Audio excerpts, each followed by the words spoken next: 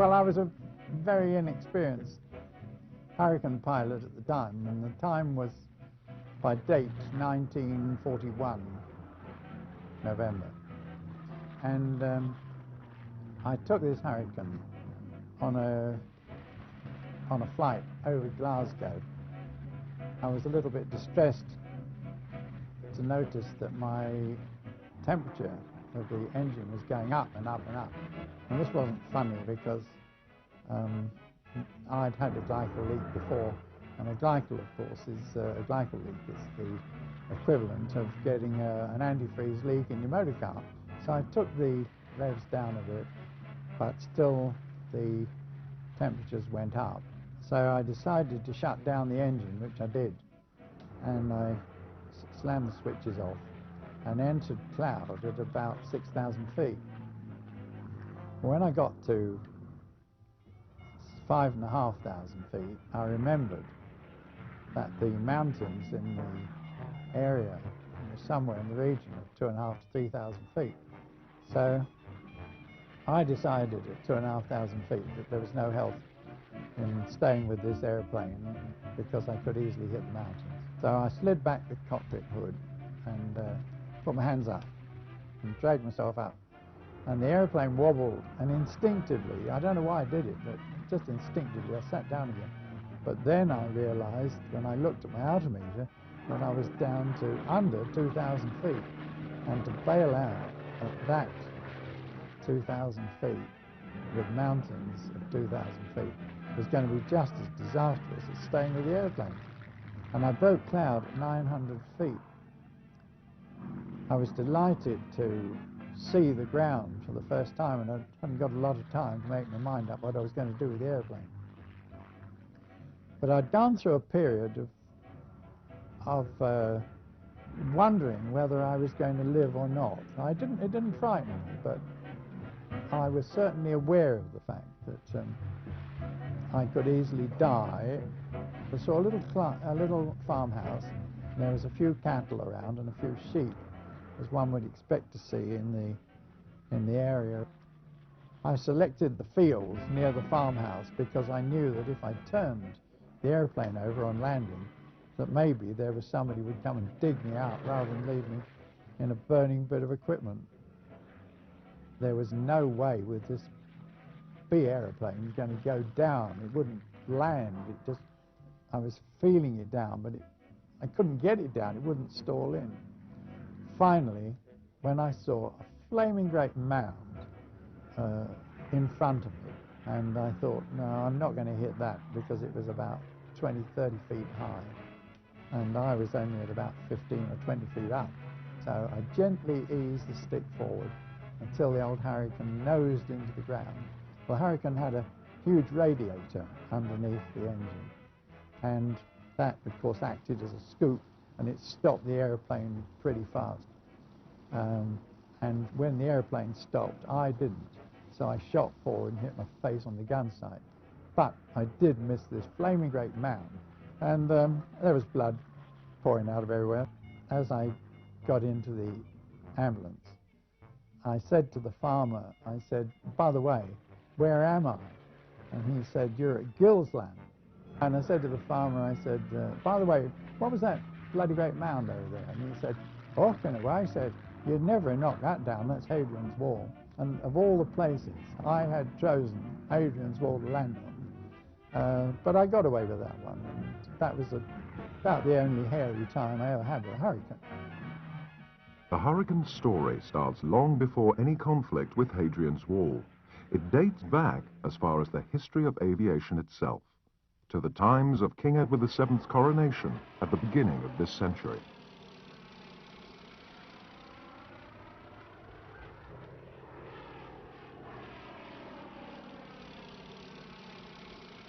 Though Kitty Hawk USA was the site for the first sustained flight, it was Europe, particularly France, that saw most of the aeroplane's early development.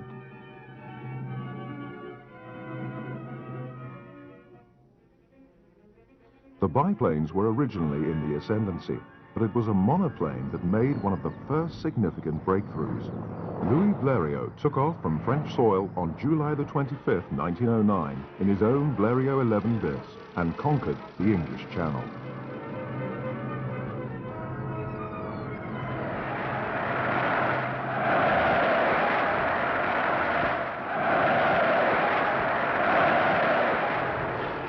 That same year, 1909, at a competition in Reims, France, it was a monoplane that won the Champagne contest for distance, the meeting's most coveted prize. So the monoplane was doing well. But then things started to go wrong. A series of accidents due to structural failures led the English War Office to impose a ban on single-wing machines. Though this ban would only last for a few months, it continued to influence official thinking for many years to come. And it was again the biplane that surged ahead. Planes like the de Havilland and the Sopwith here.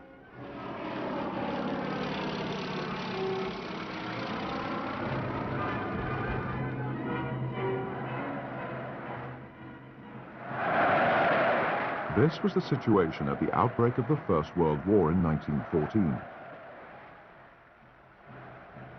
When the freshly recruited volunteers arrived at the front in northern France, the planes overhead were, without exception, biplanes of various manufacture, whether German, French, British, or later American.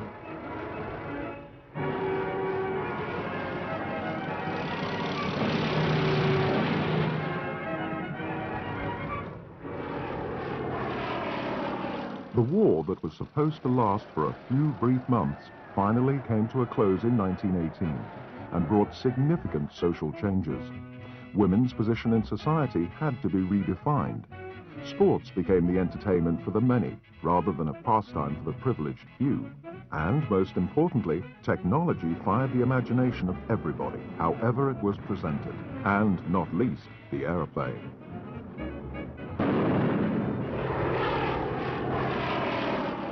Air displays had become a popular spectator sport, and joyrides were available at virtually every one of the numerous new aerodromes being established throughout Europe.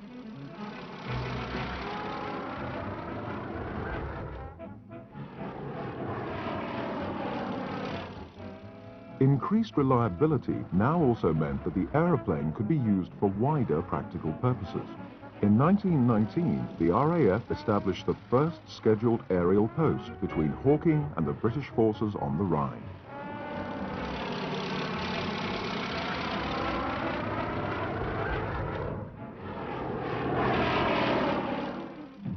This first service was rapidly built into a larger network and formed the basis for a wider and very useful aerial postal service.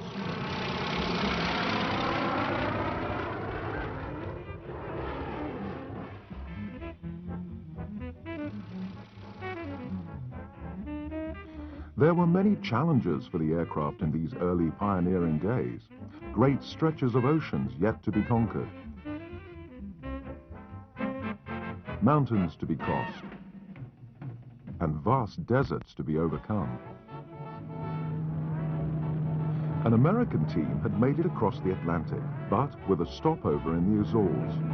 The first successful non-stop attempt was made by Alcott and Brown when they flew a Vickers-constructed biplane from Newfoundland towards Ireland, finishing up in a local bog, but without sustaining any personal injuries. Ross and Keith Smith made it to Australia. Cobham reached Cape Town. Hinckley from Croydon to Darwin in 15 days. Gino Watkins mastered the Arctic. Amongst the women pioneers were Amy Johnson, here seen returning from her England to Australia flight in an Argosy, and to a tumultuous welcome. The first solo non-stop crossing of the Atlantic was made by Charles Lindbergh in 1927 in his Spirit of St. Louis. And still to this day, the flight we associate with Atlantic crossing. He is welcomed home to the USA with a hero's ticker-tape parade. The Germans were pushing their own frontiers by developing larger and larger airships, culminating with the now infamous Hindenburg. Docking in New Jersey after her maiden flight from Germany to the USA, the Hindenburg exploded in a ball of flames, killing almost all her passengers and crew. The cause of this accident has been a mystery ever since. Accident, act of God, or more sinister sabotage. Whatever the reason, this was the biggest aviation disaster to date.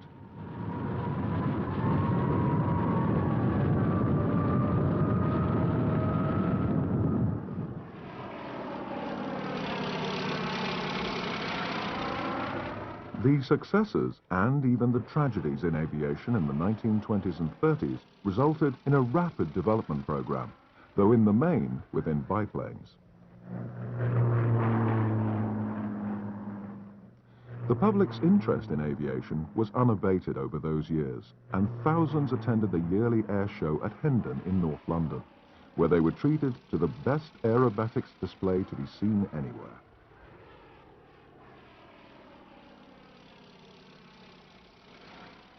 In 1935, the RAF marked King George V's Jubilee with a great review. It was a great occasion, but would also be a great farewell to the biplane. The brief ban on monoplanes had been influencing the Air Ministry's decisions for 23 years, but this impressive display was in reality the biplane's swan song.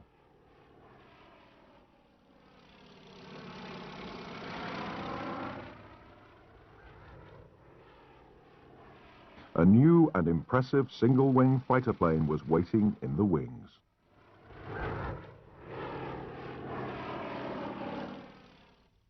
The Hawker Hurricane first made headlines on the 11th of February 1938. On the previous afternoon, squadron leader WWII had flown one of these new fighters from Turnhouse in Scotland to Northolt near London, a distance of 327 miles in 48 minutes, averaging 409 miles per hour.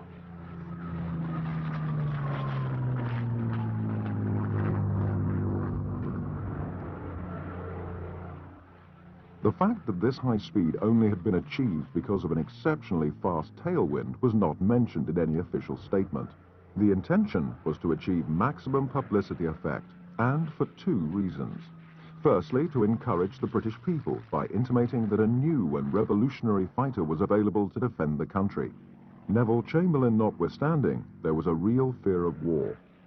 And secondly, offsetting the recent achievement of the German Bf 109 designed by Willy Messerschmitt.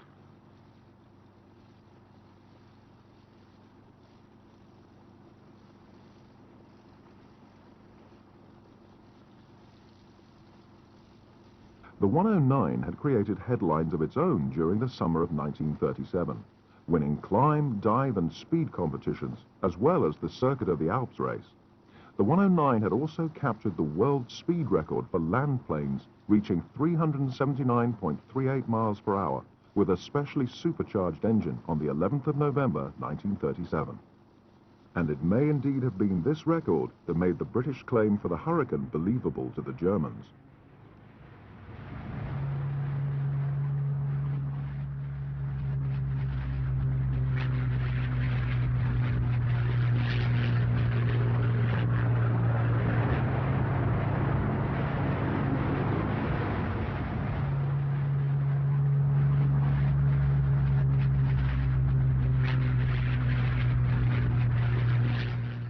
The first Hurricanes had been delivered to number 111 Squadron at RAF Northolt in December 1937.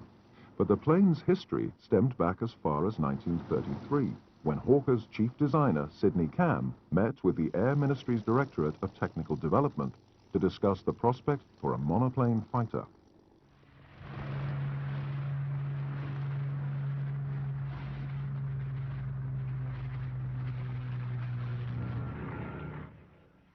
However, the idea of monoplane was, in those days, anathema to official thinking, despite the success of monoplanes competing for the Schneider Trophy, and the fact that the Italian Macchi MC-72 monoplane had established a world speed record of 423.82 miles per hour.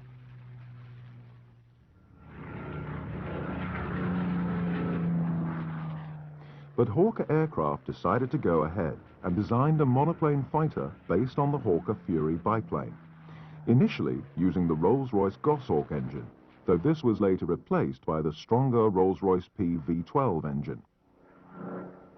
This was the engine that led directly to the famous Merlin.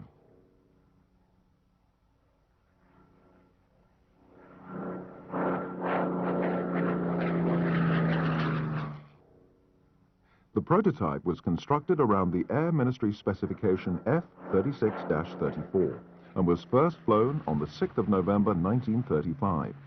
Official trials began in February 1936. The plane that took to the air then was powered by the 990 horsepower Rolls-Royce Merlin C engine, driving a two-blade fixed-pitch propeller and with fabric-covered wings and fuselage.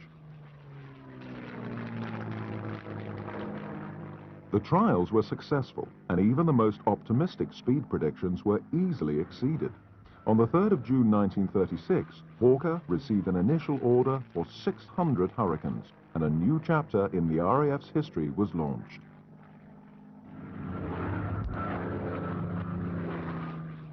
The Hurricane 1 was, as mentioned, first delivered to number 111 Squadron, and soon afterwards, numbers 3 and 56 Squadrons were also equipped. And by the end of 1938, about 200 Hurricanes had been delivered to RAF Fighter Command.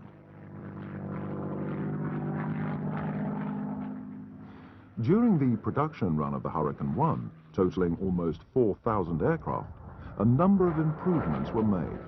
The two-blade propeller was replaced by a de Havilland three-blade, and the wing had been replaced by one with metal stress skin. Other improvements included the Merlin 3 engine, a bulletproof windscreen, and some armor protection for the pilot.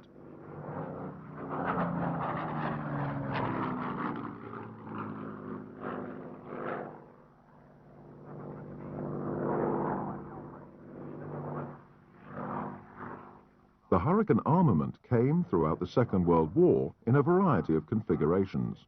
Early on, it was equipped with 8 7.7mm machine guns. A new wing allowed for no less than 12 machine guns, in addition to which it could carry 2 250 or 500-pound bombs. Later, the machine guns were replaced by 4 20mm cannons, and some versions even sported 2 40mm anti-tank guns.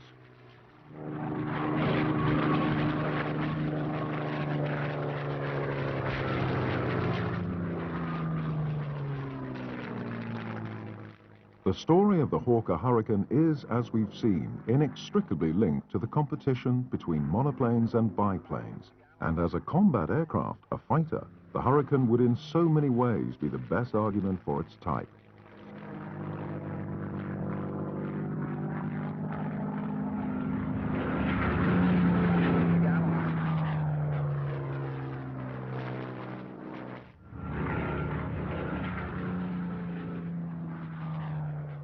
I was given a book and told to get into a Hurricane and fly it. Now, most, I think, young pilots would say, well, I flew a Hurricane and it was easy. Well, for me it wasn't. And I've got proof of it because it's in my diary. On Friday, the 16th of October, 1942, I flew a Miles Master for 20 minutes, and then I pushed off in a Hurricane. I was very careful indeed. I'm sure that it took me 20 minutes to even do the cockpit check, and I carried that out about 3 times. Eventually, I was ready to go. I opened the throttle and I got off okay. I fumbled and was unable to find the undercart lever.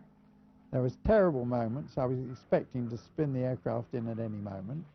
The aircraft was backing about all over the bloody place. I climbed to 1,000 feet, and then I selected wheels down, found myself at 1,700 feet. I forgot my radio procedure completely. I was unable to remember my call sign, but suddenly I came crosswind on my landing run. I turned into land, and it all became calm, and this airplane came in as gentle and uneasy as a bird. And then I had, now at long last, a Hurricane has flown me.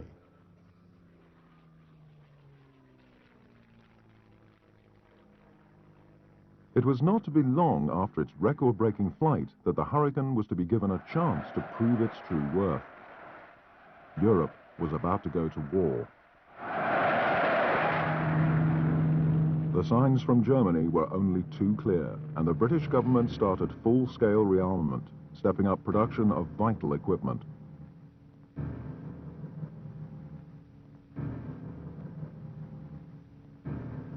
The RAF recruited and trained thousands of young men to fly their Spitfires and Hurricanes in the battles that were sure to come.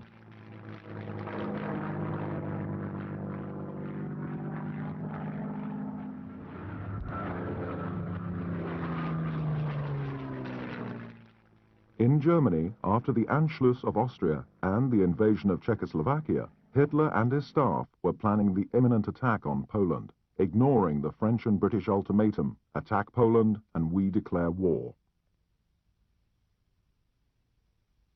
So the French and British notwithstanding, Germany launched a ferocious attack on Poland on the 1st of September 1939. And the world witnessed for the first time blitzkrieg at its most devastating. Virtually all Polish resistance was eliminated within 6 weeks.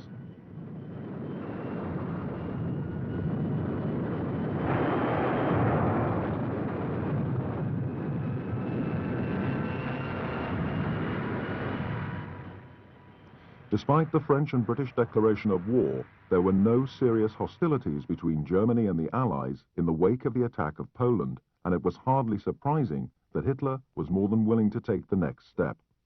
He invaded France the following spring, and finally England and France were forced into action. The British Expeditionary Force and French regulars were now preparing for the imminent German assault on France, which was swift to come, with the German panzers bypassing the Maginot Line at the Ardennes forest. The BEF had been reinforced with 3 Hurricane squadrons who, for the first time, encountered the highly efficient Me-109.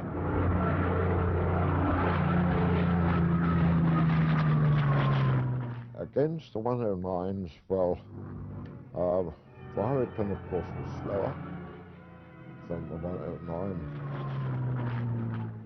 It wasn't without its problems. Yes, there certainly were problems, but the Hurricanes fought valiantly and did manage to inflict some serious damage on the Luftwaffe, who had the disadvantage of very long supply lines.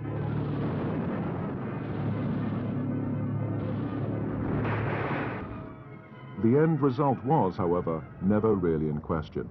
The German divisions were unstoppable despite brave attempts at places like Arras.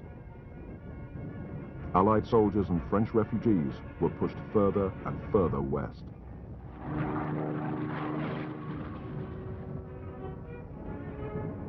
The subsequent evacuation of more than 300,000 troops from the beaches of Dunkirk was a miracle, but still a devastating defeat for the Allies.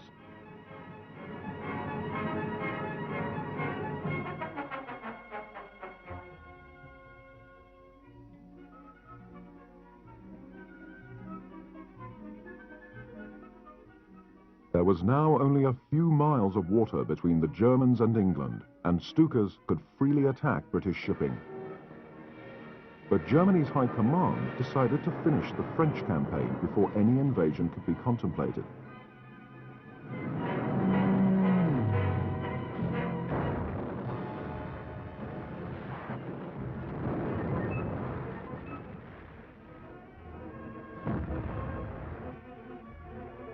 The remaining French forces did not pose any serious opposition to the German divisions, and when Paris fell, the French were faced with the humiliation of having to surrender in the very same railway carriage that only a few years earlier had witnessed the Germans signing the Versailles Treaty.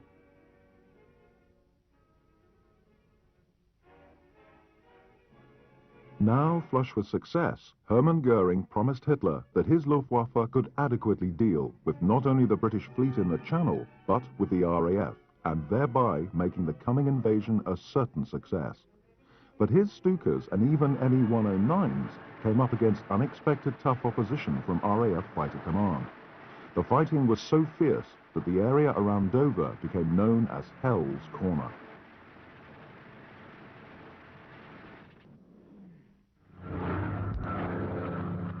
We had a big day on Dover where we clobbered quite a lot of them, and I'd rush back to refuel, and at Hawking, we were sitting in the cockpit, and we were armourers were refilling the wings with ammunition, and the chaps were pumping fuel.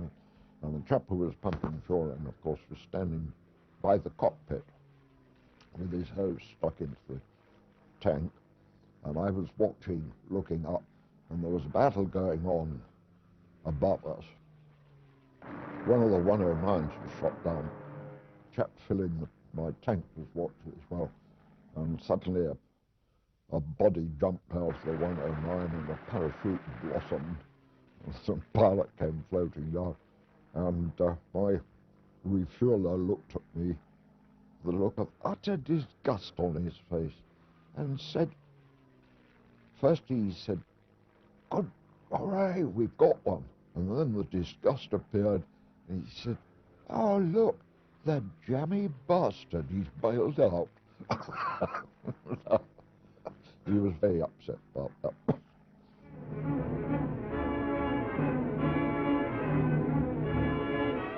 Yet again, Goering failed to read the signs. He now decided that attack on harbour installations in southern England was just what was needed. It did not work. Supplies were still coming through with little or no difficulties. Orders were now coming through from Hitler to step up efforts, and waves of bombers supported by fighter planes were launched against southern England and the military installations placed there.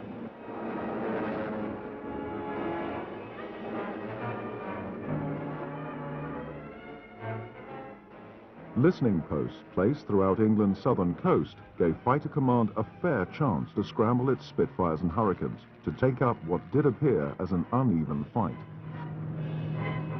But these early days of what was later to become known as the Battle of Britain proved what the combination of determination, sound strategies, and good equipment could achieve.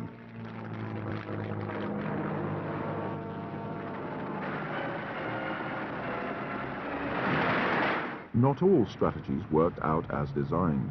As the faster aircraft, the Spitfires were designated to deal with the ME-109s, whilst the Hurricanes should concentrate on the bombers. That was the plan, and so, whereas we'd been 2 Hurricane squadrons to start with at Biggin Hill, one of them was moved out and replaced with a Spitfire squadron. The idea being, as you say, that the Spitfires would all go off together, Spitfires would take on the fighter escort, leaving us free to attack the bombers. Rarely happened.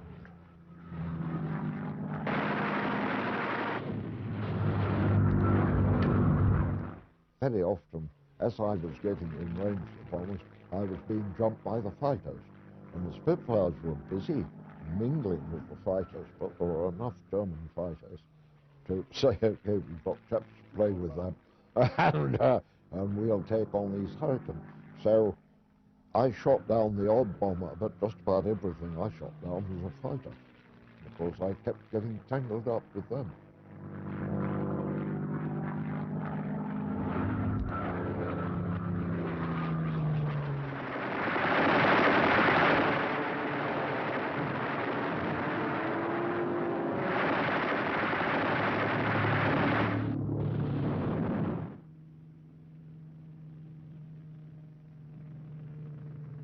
One of the major targets for the German bombing raids were British airfields, but their success was limited as most planes on the ground were heavily camouflaged, and German losses kept mounting.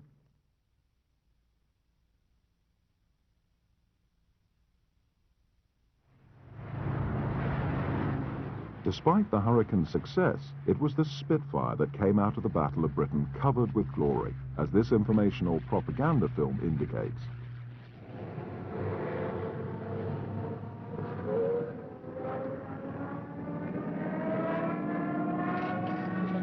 Take cover!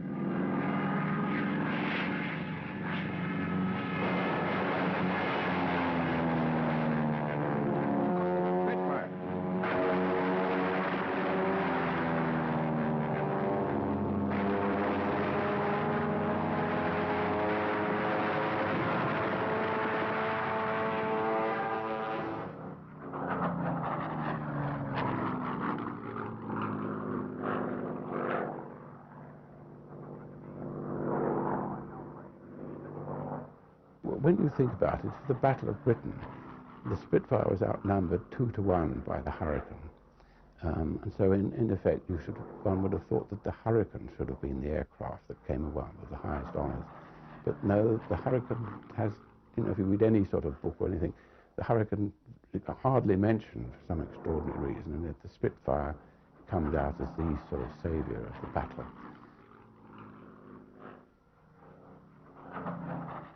But Marcus, the Hurricane did most of the work in the Battle of Britain.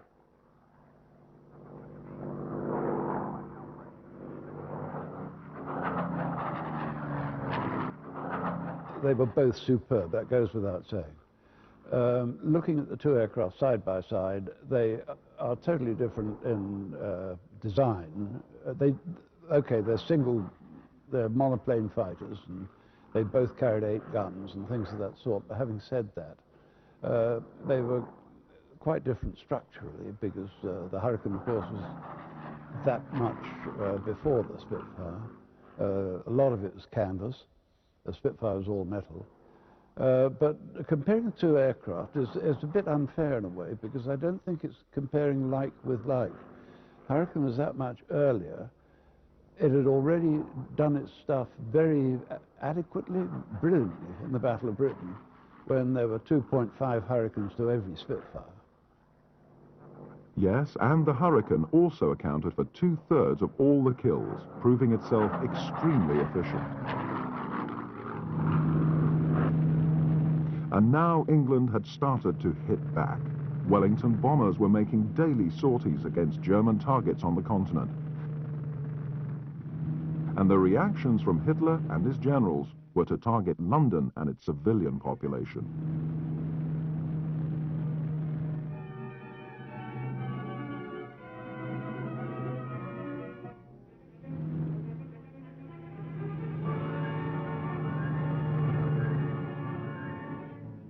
Starmass calling. Planes heard 3 miles southwest.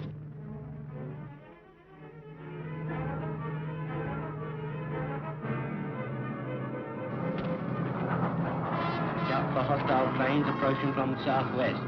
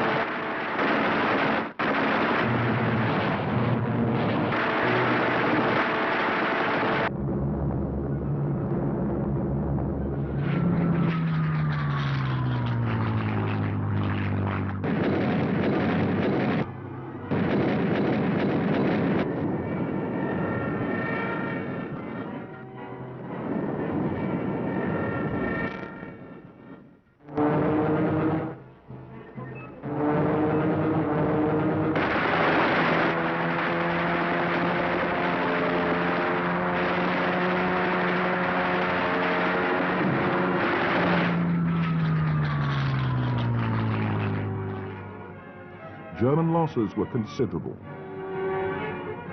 and the loss of highly trained pilots, either interned as prisoners of war or killed, was a big blow to the Luftwaffe that it never really recovered from.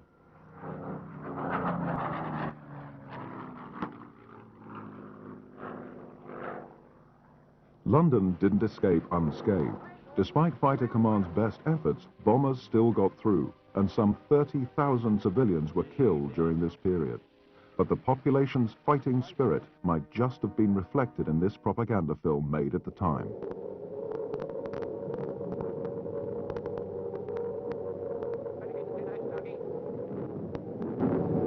Dougie, tin hats. Oh, the tin hats, okay.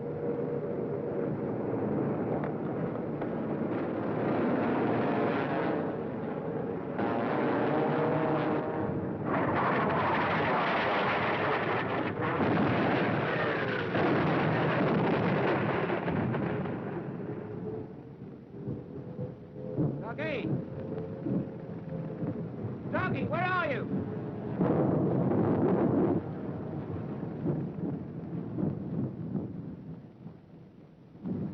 Blimey, I thought they'd got you. Who, me? Nah, I had me fingers crossed. Despite the ruins, London was not yet a broken city, and the Luftwaffe kept piling on as much pressure as they were now capable of, though the emphasis was on more fighters and less bombers. Maybe the Luftwaffe simply had fewer bombers available. But whatever they sent, the Hurricane pilots were still eager to do battle.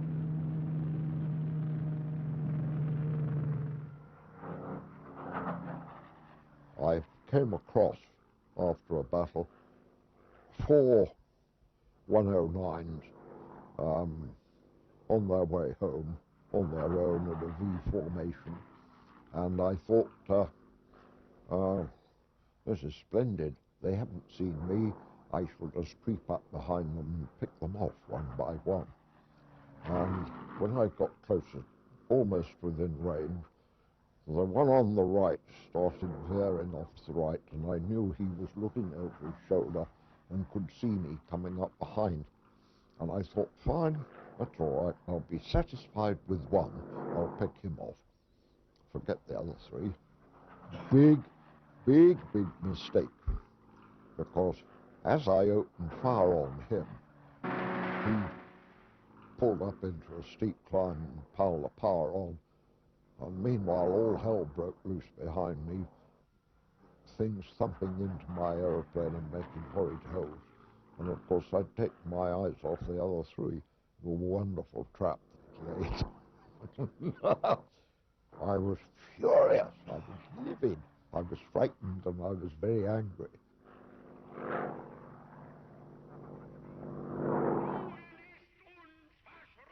In Berlin, Hitler was still, despite the evidence, assuring the German people that the Luftwaffe was victorious in the skies over England. But things were changing rapidly. Hold on, swing, yes, make taxi out and take off, British Lancaster bombers made their biggest bombing attack on a target within Germany, the city of Bremen.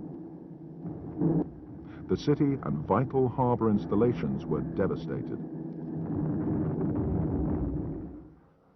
Finally, some attention was removed from Fighter Command Spitfires and Hurricanes. But Goering wanted revenge for this audacity and launched an all-out attack on the city of Coventry and its civilian population, an attack reminiscent of the total destruction of Rotterdam a few months earlier.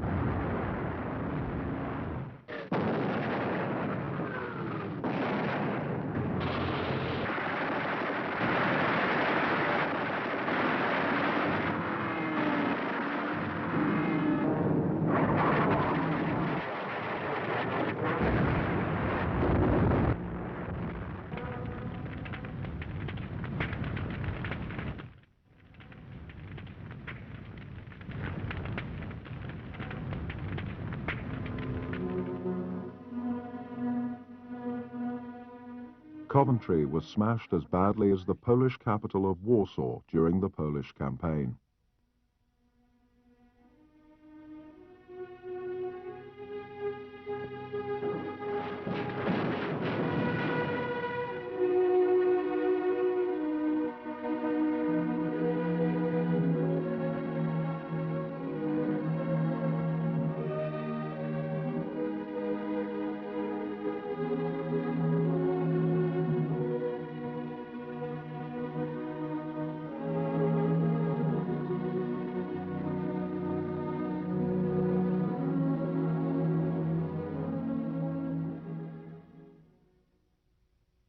The people of Coventry dug their loved ones out of the blasted ruins, saw them to their last resting place in a common grave.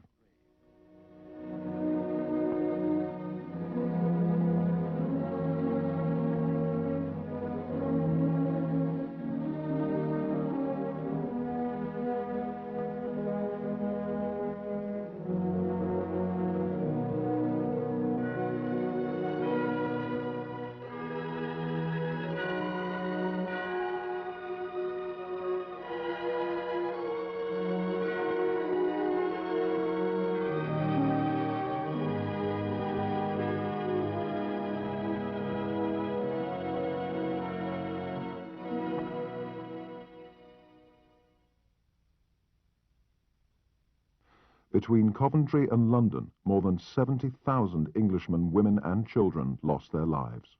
Thousands more were injured. The King and Queen visited, but the spirit of the nation was yet again represented by the common people.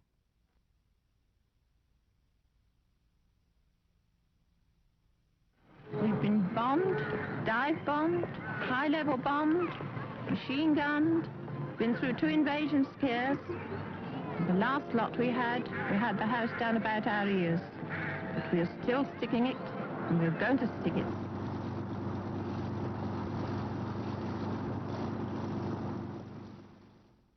It was very much a just cause. There wasn't really any option. I had joined the Air Force as a career. No option or just cause. Events in London and Coventry and the excesses of the Nazi regime were powerful motivations for joining Fighter Command or other branches of the armed forces. Joseph Goebbels' successful propaganda against German Jews, dating back to the early days of the Nazi administration, was known throughout Europe and viewed with increased distaste. But what was to follow could not easily be believed, let alone understood.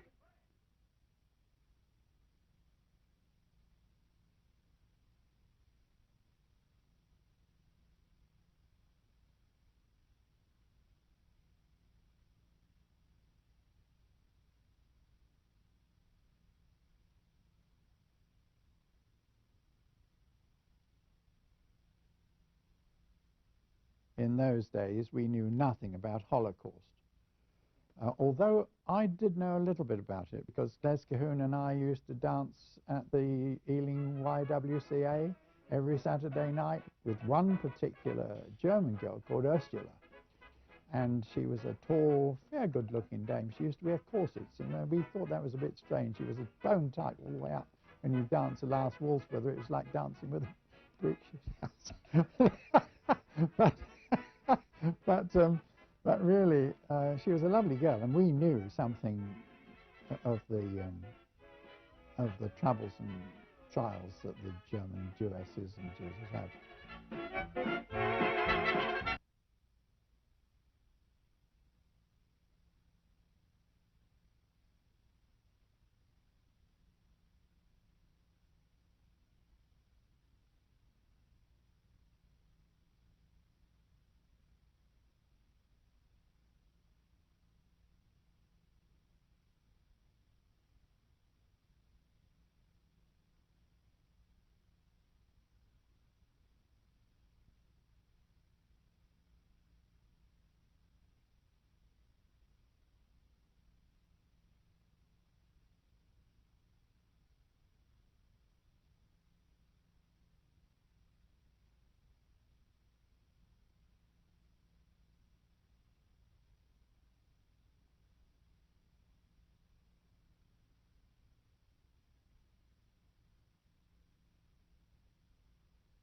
The showers and the ovens were efficiently run and could stand up to the inspection of the man in charge, Heinrich Himmler, even though he found the smell a little nauseating.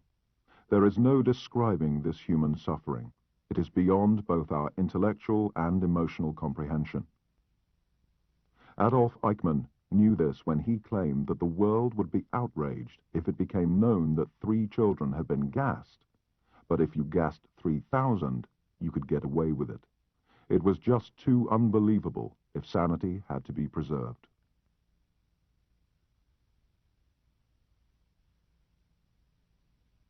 And Hitler let himself be applauded by the people who could only recognize the hero and not the villain. One was very afraid that if we lost, the Germans could invade us, and my wife, I was married in 1939 in March before war started, just before. My wife would probably finish up in a German brothel, and I'd be shot against a wall or something. So you didn't really have much option other than to get stuck in.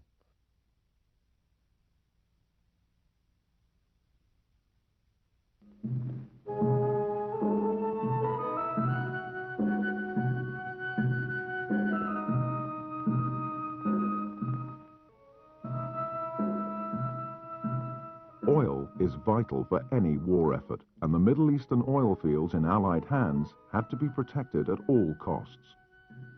The task for the British 7th Army, later to become known as the Desert Rats.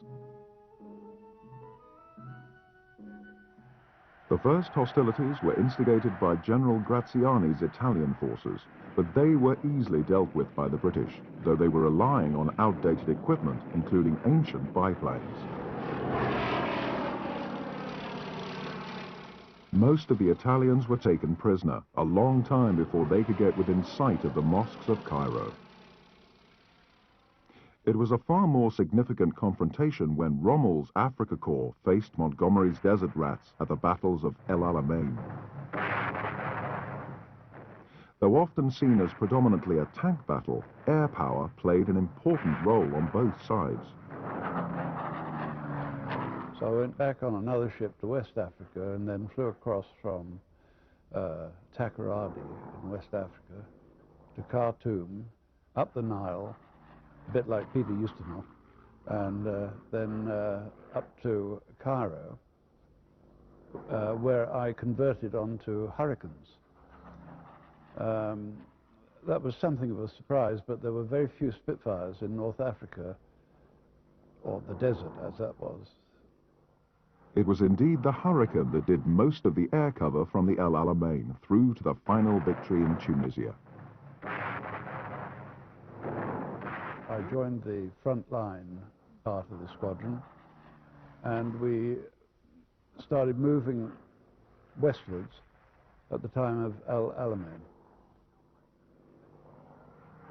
The role of the Hurricane had changed by now. It still did interception of bombers, but it also performed the role of a very efficient tank buster.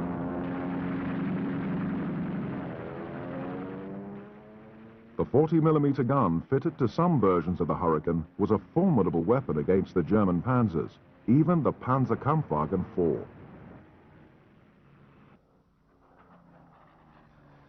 That went on all the way up through the desert, through Tripoli and beyond Gabes, Monastir, up to Tunis. And it was at Tunis that the Germans made their last stand in North Africa. During this campaign, many Hurricanes were used as night fighters and against German transport planes attempting to bring supplies and reinforcements to the remains of the Deutsche Afrika Korps.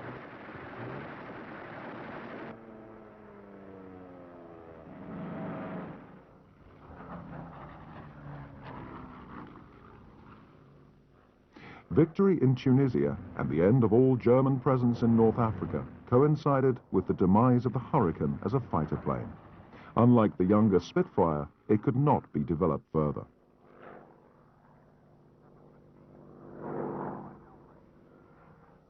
Despite its obvious limitations, the Hurricane continued in service through to the end of the war and beyond, but in a different capacity. Besides being successful against tanks, both against the Germans in North Africa and against the Japanese in Burma, it was also the first Allied aircraft to be fitted with air-to-ground rockets, something that resulted in a newspaper headline claiming that the Hurricane packed a punch equivalent to the broadside of a destroyer.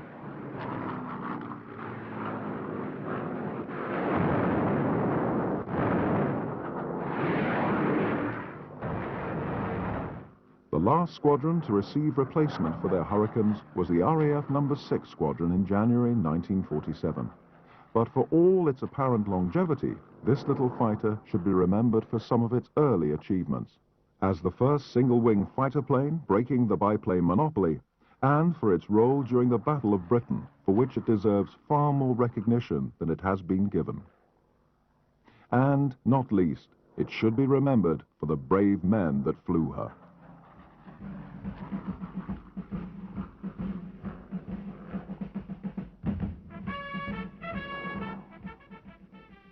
And lots of chaps were killed. And his name does appear on the Runnymede Memorial, where there's another 20,000 names of aircrew with no known graves. When you're 18, the whole of life lies ahead of you, whatever job you're doing. And I suddenly looked round to my left and saw this 109 just out of my wingtip virtually. which gave me a nasty fright, to say the least of it. Anybody who says they were not frightened either had no imagination or were bullshitting you. I think everybody got frightened and terrified at the time. The Hawker Hurricane, although inferior in speed and rate of climb to the Supermarine Spitfire and the German Messerschmitt Bf 109E, was by the standards of 1940 a good fighter aircraft. It was sturdy and capable of absorbing considerable punishment, it was highly manoeuvrable, and it carried a battery of machine guns that, unlike in the case of the Spitfire, by virtue of their close proximity within the aircraft's wings, were able to produce a much more concentrated stream of fire than was the case with the Spitfire. It's also worth bearing in mind that the Hawker Hurricane was actually the mainstay of Fighter Command's attempts to win the Battle of Britain in the summer of 1940. There were more Hurricanes than there were Spitfires, and although the Spitfire has become rather more famous, not least because German air crews in their fear and terror tended to refer to any attack as an attack by a Spitfire rather than a Hurricane, it was in fact the Hurricane that bore the brunt of Fighter Command's struggle in the summer of 1940. Therefore its importance was extremely great. Hermann Göring's decision on the 7th of September 1940 to focus the Luftwaffe's attention against port and industrial targets in the London area rather than against the RAF's airfields was a critical error of judgment. One can see the reasons why the Germans did this. In their own terms of reference, it made complete sense, as by early September 1940 the RAF's Fighter Command, other than the Leven Group, were rather reluctant to commit themselves to battle, at least on a large scale. And as far as the Germans were concerned, this was their task, to draw into battle and to destroy all of Fighter Command. And hammering RAF Fighter Command on the anvil of London, as the Germans put it, was the way that they saw of doing this. Unfortunately, although the attacks on London did draw the rest of Fighter Command into battle, they did so on Fighter Command's terms, allowing Lee Mallory's big wings and the fighters of No. 10 Group in particular to commit to battle in a truly effective fashion. Plus, of course, Göring insisted simultaneously that German fighters be tied closely to the Luftwaffe's bombers, so that although the RAF fighters were there now for them to engage, they could not do so on good terms. Had they but realised it, the Germans were by early September 1940 within an ace of winning the Battle of Britain, in particular by virtue of the near destruction of No. 11 Group. So in other words, their attacks on London were based on a flawed strategic assumption, i.e. the perceived need to destroy all of Fighter Command before launching the invasion attempt against Britain. What they needed to do in early September 1940 was simply to consolidate their position over Sussex and Kent, preventing RAF Fighter Command from trying to interfere with that, and they would create the local air superiority that was all that they actually needed to launch the invasion attempt. So it was a critical error of judgment, and one with enormous consequences in September of 1940. It is of course impossible to know for certain how close to winning the Battle of Britain the Germans came in the summer of 1940. However, having said that, it is clear that by early September 1940 the balance was swinging very much in the Germans' favour. In particular, Keith Park's No. 11 Group in southeast England had been fought almost to destruction.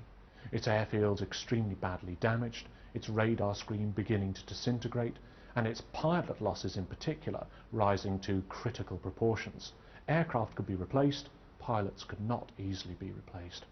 In addition, by early September 1940, the Germans were beginning to get some things right, in particular in terms of staff work, and indeed their losses were falling quite considerably in the early part of September.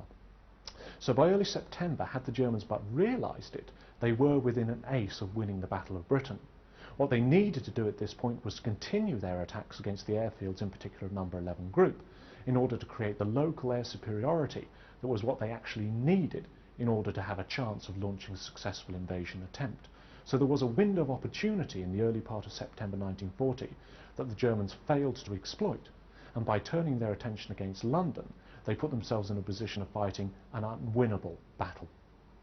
The contribution made by radar to the Battle of Britain was a significant one. It allowed Fighter Command to identify concentrations of German aircraft while they were still massing over France, and then subsequently to vector Fighter Command squadrons against them as they crossed the English Channel and the Channel coast. In that respect, it was certainly important.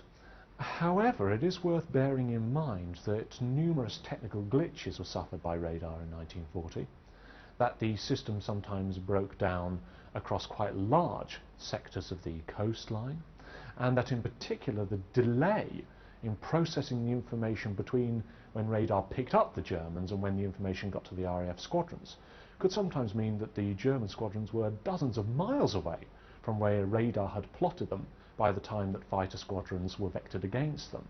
As a result, radar, although a factor in the winning of the Battle of Britain, was perhaps not quite as decisive as is sometimes alleged. Assessing the losses of the German and Royal Air Forces in the Battle of Britain is actually extremely difficult, although it doesn't sound like a terribly difficult question. In part, this is because the records are incomplete and partly inaccurate, but it's also because of the dates during which the battle was fought. Some people say that it was fought from early July to early October. Other people say from mid-July to late October, and other dates are used by other commentators. In addition, it's difficult to know whether we should necessarily include in our calculations losses to accidents as well as losses to enemy action. It's also impossible to know really what damage sometimes means. Should we include only aircraft that were totally destroyed, or aircraft that were only 50% damaged maybe? All of these methodological issues make calculating the precise figures a very difficult question. Having said that, if we do insist upon having a numerical value set upon the losses of both sides in the Battle of Britain, and if we take the dates of the Battle of Britain as running from the 1st of July to the 6th of October, which is when the Germans effectively abandoned large-scale daylight raids, then it would appear to be the case that in terms of combat, the RAF's fighter command lost 827 fighters, whereas the Luftwaffe lost 1,218 aircraft, both bombers and fighters, to fighter command and British air defences. Of course, none of these figures really tell us anything in their own right. What really mattered were the consequences of the battle.